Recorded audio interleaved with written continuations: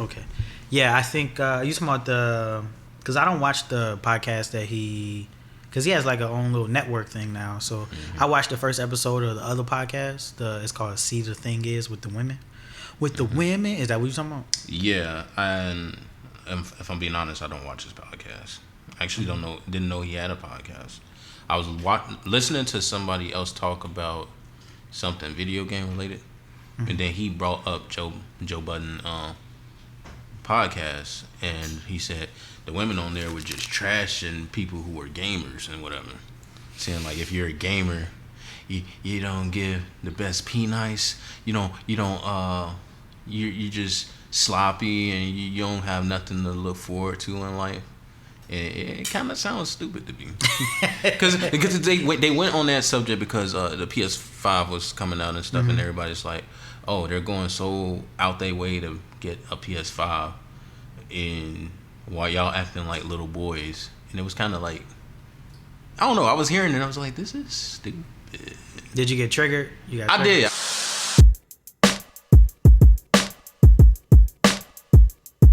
My check. Yeah, that's actually not an uncommon. I'm sure as a gamer, that's not an uncommon perspective from women, and I always felt like it was kind of stupid because it's just like you don't know why people play games. Similarly, I've been criticized for being a fan of wrestling. But women who I've dealt with, they didn't know that wrestling was important to me because it was something that my dad enjoyed. So they felt like assholes once they found out that I was into wrestling because it reminded me of my father. But I feel like it might be the same way with a lot of people in games.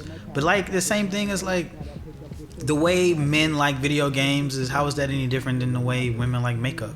Yeah, and that's what I was gonna bring up. Gaming is like a hobby, right? And it just seemed like they was just shaming a guy for having a hobby, when women do the exact same thing, and they want us to be like supportive of what they do. Like, oh, they want to go get makeup, want to get their hair did. We gotta be like, oh, you looking good, you looking nice. But then when we want to be like, all right, I'm finna play the game. Oh, that's booming, nigga.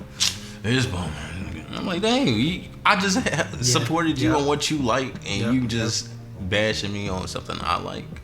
I don't know. I guess they just don't see gaming going anywhere. When in reality, if you really think about it, video game as an entertainment industry is probably really high up there now. It's surpassing movies now. Yeah, probably because when we were young, I would have never imagined a world where I would sit down for hours and just watch somebody else play a video game. Right. But I just started doing it, and it was like, okay. Games nowadays are starting to feel like movies themselves. Gaming has everything in it now. Gaming has music. It's not like it was back then where you just put it in, play it, beat the level. All right, I'm done. It's so much more to it now. Yeah, I feel like games now, they have whole soundtracks the way that movies have legendary soundtracks. But to tell you, as someone who does listen to that podcast or the Joe Budden podcast and who is familiar with just about everything that he's doing, the women on that little other podcast called See the Thing Is, though they are women who are kind of in the music industry, or they are women who are kind of, I don't want to say they're rich, but they're not regular women that you might meet at this library or something. So they're the type of women who you might find in a club that in New York that you can't afford to be in. They mingle with the athletes and the rappers and the musicians and the people who work at Spotify and Apple, the industry people. So it would make sense that their perspective would be anti-gaming, because they're not really in the regular world like we are. She did bring up a point saying that she doesn't really be around people who game in the first place. So I guess they're out their field when it comes to that. But if they're out their field talking about it, why talk about it? That's what I ain't get. I mean, on the first episode, or was it the first episode? Whatever episode I listened to, they were talking about. Oh no, maybe it was the second episode because Joe was actually on it, and he asked them like something along the lines of what's like the minimum amount of money they would want a guy to have. And of course, not of course, but yes, of course, they beat around the bush for about 25 minutes because when you, this is gonna sound sexist, but when you ask women a direct question like that and they start thinking about how they gonna sound crazy when they actually give the honest opinion, they beat around it. But I mean, after they finally did say it, I think it was something like 200 grand.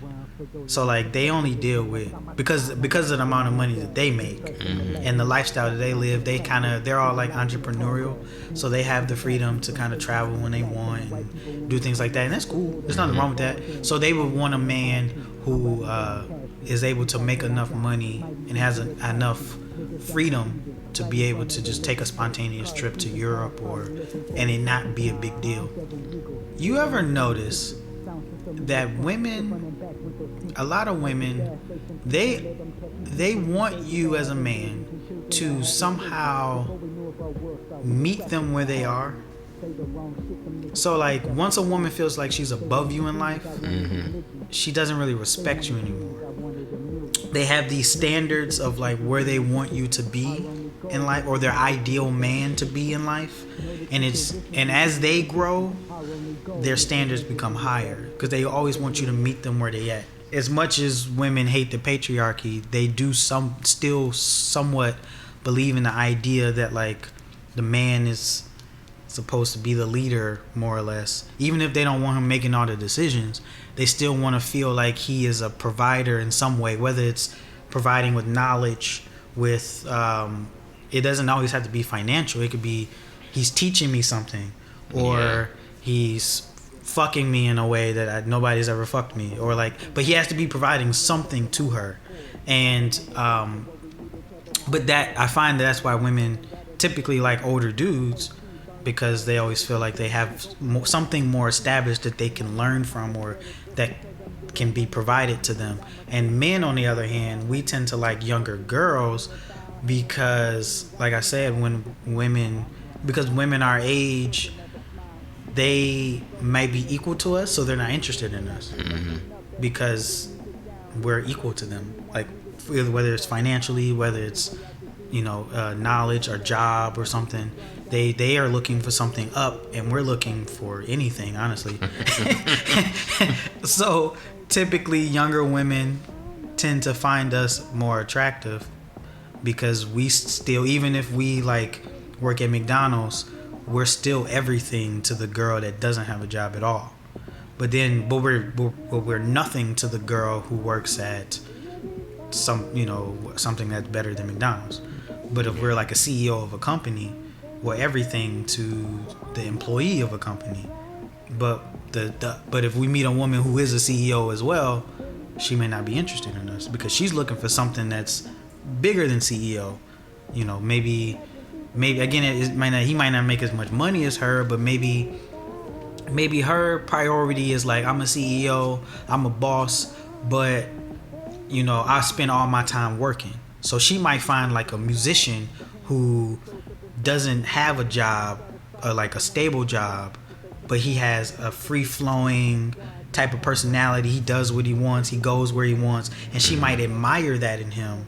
So she might like him over the CEO who, might have more money, but he doesn't have the time. But that's interesting that you brought that up, because I can go on for days about stuff that I've just observed. So I'm gonna just shut up because you got the women hating you right now. Yeah, it's all right. It's okay. I'm okay with women hating me. I'm okay with anybody hating me. Yeah, Yeah. It ain't gotta be women. It could be dogs, birds, cats, frogs, turtles, monsters. Have you ever dealt with any monsters, or? Not in a sense of like an actual monster. Okay. Tell me about all your demons. I ain't got no type of demons. You got some I know demons. everybody has demons. You got some demons. I don't think I have. If I do have some demons, I just don't know what they are right now.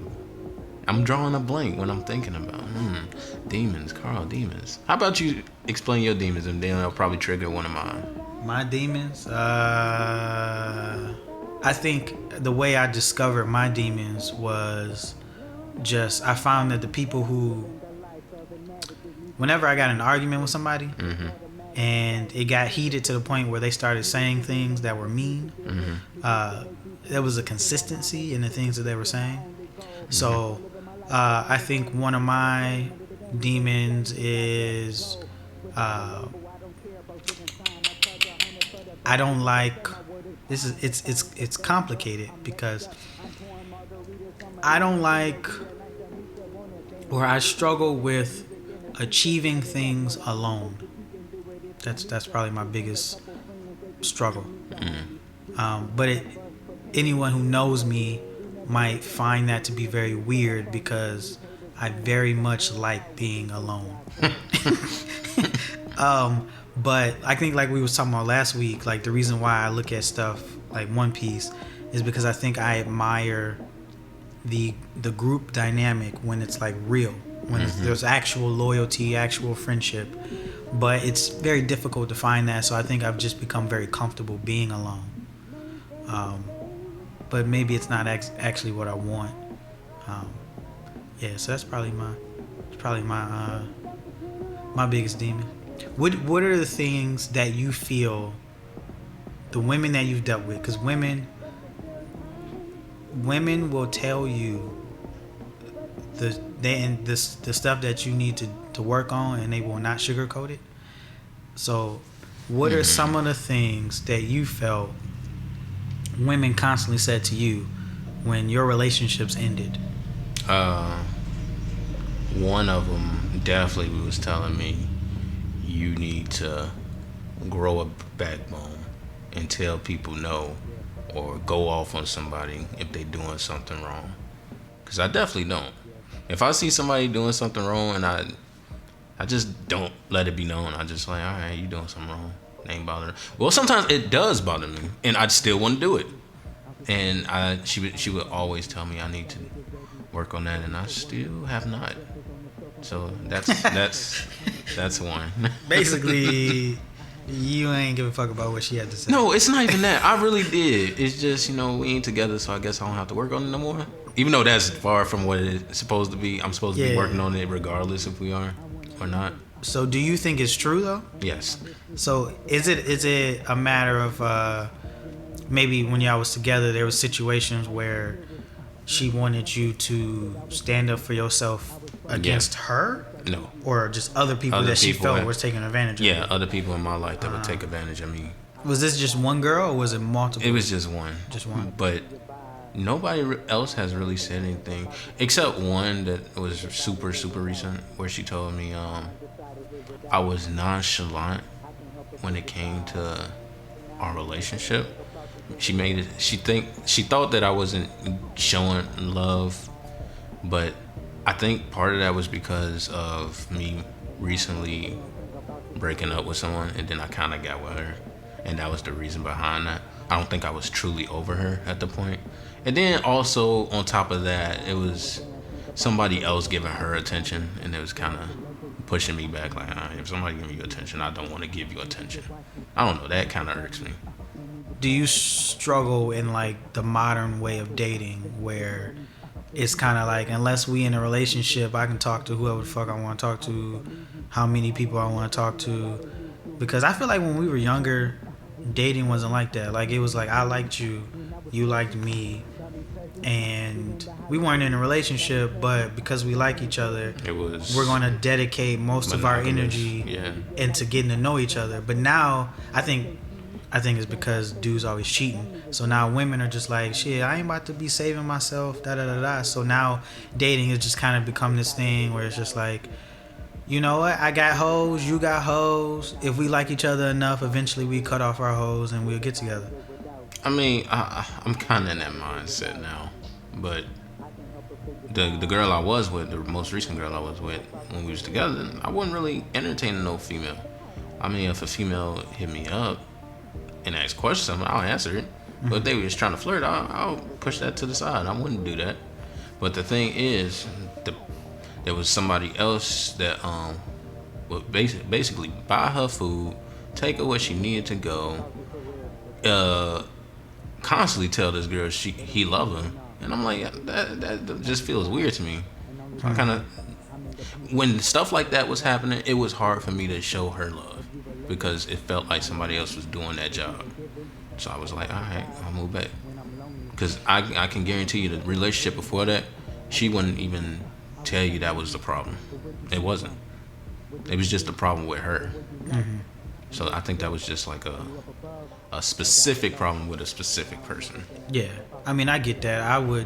One thing I would never do, I don't know if I've done it before, but one thing I'll never do again if I have done it before is I'm not competing. I don't compete. That's what I legit told her that when we was in a relationship. I told her, if I gotta compete, I don't want you. Yeah, why do I gotta fight for something that's already mine? Nah, I'm good on that. Yeah, and like even if you ain't mine, if you want it to be mine, then I wouldn't have to like necessarily fight that hard for you. I wouldn't have to fight no other dude to like for your attention. I mean, I understand, fighting for you in terms of showing you affection and trying to like sweep you off your feet and stuff. But yeah, I mean, I'm not trying to compete with no other dude. This is a specific argument, but the dude was at my house and I think she was sore or something, and then she asked him to make a bath water, right? At your place? Yeah. Was y'all living together? Yeah.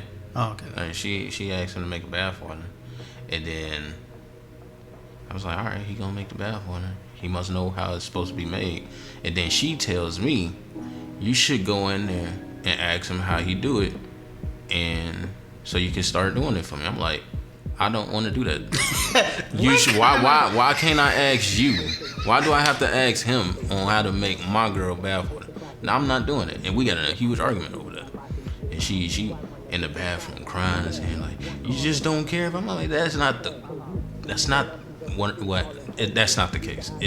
I'm not trying to get no advice from another guy telling me how to deal with my relationship. Well, not even deal with it, just make you happy. Why are you not telling me the things that make you happy? Why I gotta get the information from somebody else? That was the whole premise of that relationship was, you just ask him. I'm like, I'm not finna do that. And we get in arguments over that. If you're gonna ask that of somebody, if you're gonna try to be in a situation where you get to have multiple people and you're asking different people of different things to kind of combine that makes like your perfect person, I feel like you gotta be an amazing person.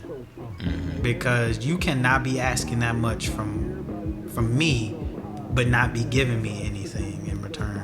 So I just think, unless she was an amazing person, I think she must have really thought very highly of herself. She wasn't that amazing. I mean, she was good. She was a good person, but she wasn't that amazing to be saying something like that. I'll say that. Yeah. It's hard out here for a pimp, man. Yeah, if only I was a pimp. I think that girl you was dealing with tried to be like a pimp. Yeah, she tried to put me in one of her squadrons. Nope. Is that what they call it? A squadron? No, I just made that up. Oh, because I don't know nothing about pimping, so I just know it ain't easy. I don't see how pimping is a thing, though. I never like today? No, I don't. Even back then, I don't see how it was a thing. Like, wow. If the women are out there doing what they doing, why is the pimp involved in the first place? I guess I never understood that. It's crazy that I kind of know this, but it's at least the way it's portrayed. I've never obviously been in the pimp game. Wink, wink. But I think so. They offer them protection because when you are selling sex as a woman, mm-hmm. you're very vulnerable to men who might try to rape you, or I guess that's the really only thing, rape you. And usually there's drugs involved, and they might try to date rape you and all that stuff. So the pimp is a man who kind of offers you protection just in case the John, which is the customer, why am I using all these 70s terms, tries to go too far, right? So with prostitution, you pay, I'll give you $50, you give me a blowjob, and you go home. I don't, unless I'm paying more money, I don't get anything else. So, but in turn, the pimp then gets some of the profit. Now, obviously, always men, you know, they take advantage of that and they abuse the girls and they want a bigger cut of the profit, and so, the same way kind of gangs recruit kind of lost people who need families. Pimps kind of, if you're good with, if you have a slick tongue, as they say, you can do that with women. You can kind of convince them that, like, either you can do it by like just completely degrading her to where she has no self-confidence, and then she believes psychologically that, like, if she isn't with you, then she isn't anything. She's nothing without you, basically. And then you can convince her to do anything you want her to do. Or you can get her addicted to you through drugs. You say, hey, you know, if you want this whatever, then you need to go suck some dick and make me some money. So I think it was a lot of ways to do it. But the pimp is basically there, I would say theoretically, just for protection. But obviously it became more than that. You know a lot about pimping. I mean, you know, wink, wink. You know, I had a life before I got here, so. Okay, so I have one more question to ask you. Yeah. All right, I'm gonna need you to relax. Was there ever a time? Okay, go ahead. Okay. Was there ever a time where you discovered something, and once you discovered it, it like changed your life in a way that you could never go back? I feel like there is something like that, but now I have to think about what that is. Have you had one of those? Yeah, it was. I've had a bunch of them, and one of them was music. Once I discovered like the YouTube hip hop scene, I stopped listening to the radio because the music was just better when I was discovering my own music. I think when I stopped eating McDonald's, when I stopped eating ramen noodles, when I started cutting things out of my life, it's like, I don't eat McDonald's at all. Yeah. And I don't even know why. Yes, I do. I worked there. And I was like, okay, this is... they put boo-boo in the food and you was like, I can't eat this no more. They sneeze and then just slap a bun on the bread. Damn. I mean, a patty on a bun. I'm like, jeez. Damn. I'm like, you finna get that to somebody? Yeah, what you mean? Yeah, man, that was the last time I ate from McDonald's. Nah, yeah, so what was it for me? It was like 7th grade.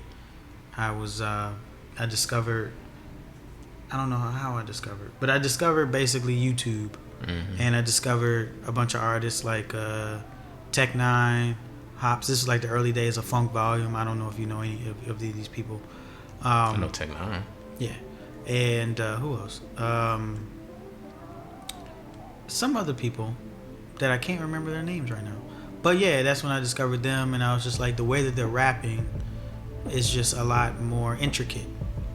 And like we was just talking about maybe like 45 minutes ago, how our era of music was pretty trash from a lyrical standpoint.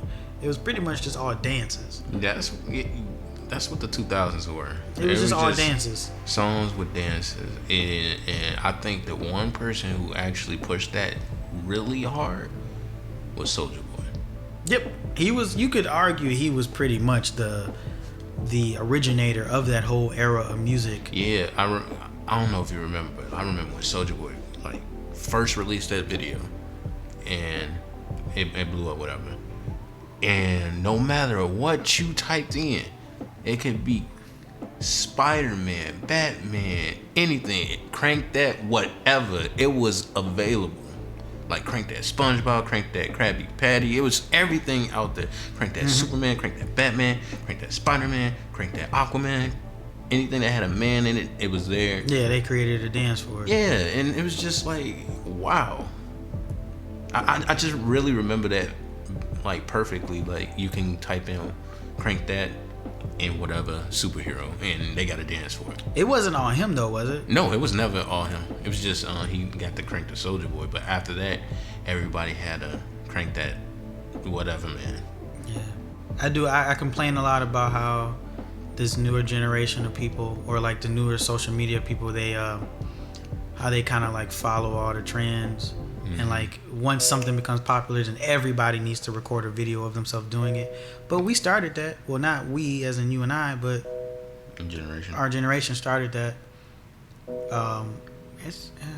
Yeah, I remember that too. I remember like going to school because I was never really heavy on social media at that age. I was late to social media, so I would just always hear people talking about. I used to get all them confused because I don't even think I had heard the original song yet.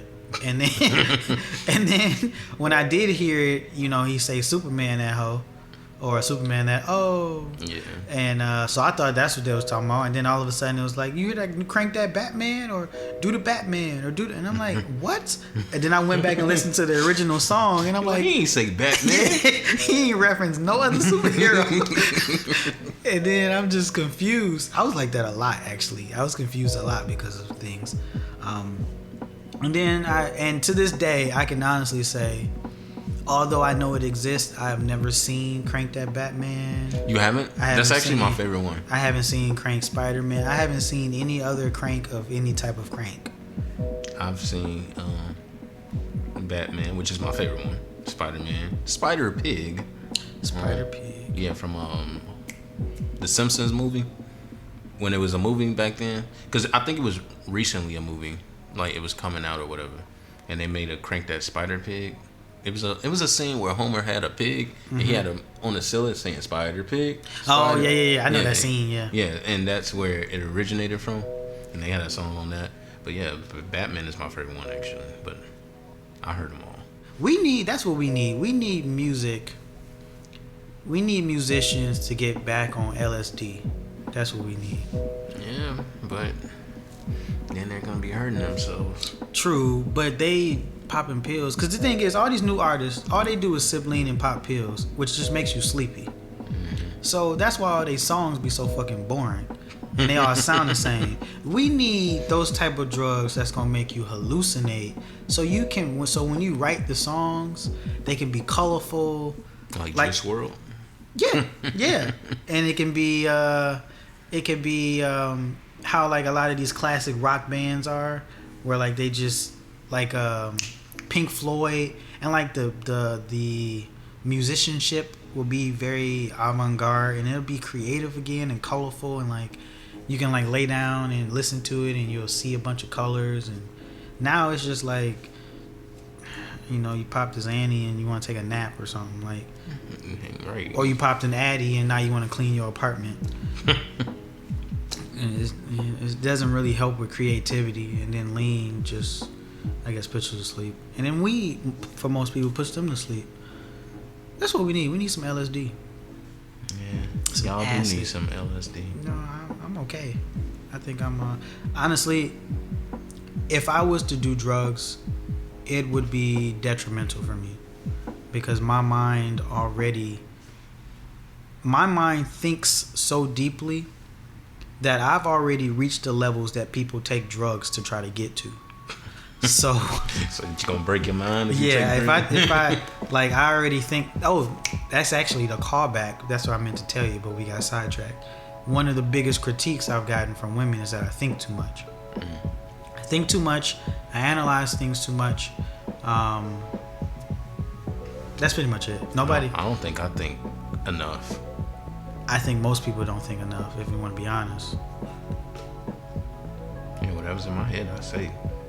And then after I say it, I'll think like, was that cool to say? Yeah, that was cool to say. And if it wasn't, I'll be like, no, you know what? And then that's how I change it. But whatever comes in my mind, I just say it and change it later, which is not good, especially for job interviews.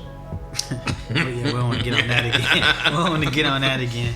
I don't know. I don't know if I've definitely had, but I don't know if I've ever been. I don't know if I've ever had a situation where I've been told that I was thinking so much that it stopped me from actually making a decision. It was more so like I think too much in the way that I ruin things for people. Like when you watch a shitty movie, I'm the person that's like pointing out all of the shitty things that are going on, but it's like your favorite movie. So so like you never notice these things and now you can't unnotice them, or is that even a word? But now you can't not see them because unsee is a word. You can't unsee it because I pointed it out. So you like get really annoyed with me. That was me. Or I think a lot of people underestimate the psychological reasons behind why we do what we do. And to you, it's just as simple as you did X, it hurt me, I let you know. Now you say sorry, we should move on. But to me, because I think so much, I'm like analyzing why you did it, what that means about how you feel about me. And like, so now your sorry might not be enough for me. Because you feel like, because now okay, so you think like if I did that and it upset you, it must have been the reason why I did it in the first place. It must mean that you think less of me, or you don't think enough of me to know not to do that, or even like, let's say I bring it to your attention, and you like argue with me about it. Like I'm like, yeah, you did X, Y, and Z. You be like, no, I ain't even do that. Like even just, and then let's say eventually we do get to the sorry. The fact that I had to argue it out of you, that's another reason. It's like, oh, so now you don't trust my word. Now you just think I'm just making up shit. So it's just gonna build up the war goes. Yeah, pretty much. Yeah, because but see, the thing is maybe I do think I think too much, but I also think there is some truth to that. Like we treat people, like how we treat people is a clear representative of what we really think about them on a psychological level. And like we may not, and because most of our psyche is subconscious, so we don't always know. It's not like a conscious thing. Like the way you treat your mom is different than the way you treat your friend. You're gonna always treat your mom with a certain level of respect. So like it's people who like are super grown, but they won't ever cuss in front of their mom. Yeah, I know that for a fact. So you can't tell me that if you treat me a certain way, or if you feel comfortable saying something to me, that it don't mean that you got less respect for me than you have for your mom. So I just feel like, so that's how I feel like. Or like if your mom tell you that you disrespected her, you're not gonna argue with that necessarily. Like even if you don't agree, you're gonna keep that shit to yourself. So why when I tell you that you disrespected me, why I can't get that same level of respect? Now obviously I'm not your mom, so like not the exact same level of respect, but like it's just you can tell when somebody feels really comfortable always like debating or like arguing or like getting defensive, and it's like, all right, it ain't even really worth it no more, because clearly you think you don't actually respect what I'm saying, because you don't think there's any validity behind it anymore. Now you think I'm just making up shit, or I'm just too sensitive, or I'm just too this or whatever. So now anytime I bring up anything, you're not going to take it with the same respect that you would take it if it was somebody else. So yeah, that's probably my biggest critique I've gotten from women. Stop thinking. It'll make you go places, apparently. Nah. I think the world just doesn't think there enough. You go. You think. Well, I know the world just doesn't think enough. No, I think there's a middle ground between where I'm at and where they are at, and I'm working to try to not think so deeply, or to let stuff go. I think that's most. I don't think it's a problem thinking deeply. I think I hold on to things. If it's what am I trying to say? I don't think it's a problem thinking deeply or thinking the way you do, but it could be that, well, because you think so deeply and think a lot the way you do, it averts your decisions or actions that you would or wouldn't do because of the way you think. It's once I become emotionally invested in someone or something that you get the other type of overthinking. Yeah, and that's what I mean. Like, because of how you think, like let's say a significant other. Now you're invested in them, and now everything you're thinking of that they would or wouldn't be doing is gonna alter what you do. That is true. That is true. How? Yes, that's very true. Yeah. Yeah, so I can see that being a detriment in a way. Yeah. And that's probably why I never have those problems, because I don't think at all. I just, True, but you have the opposite effect. yeah, I have the opposite effect, Yeah. definitely. Because I guess according to that one girl, is you allow people to take advantage of you. Where I'm on the opposite side of the spectrum. Or you wouldn't even give that person a chance to Yeah. take advantage of you. Yeah. But I mean, to be fair, when you meet me, and if I have an emotional investment in you, I'm pretty open. I'm pretty open. But it's like once I begin to feel like that openness is being taken advantage of, then that's when I start to pull back things, and that's when I start to analyze everything you do, and that's when all the problems start, I guess.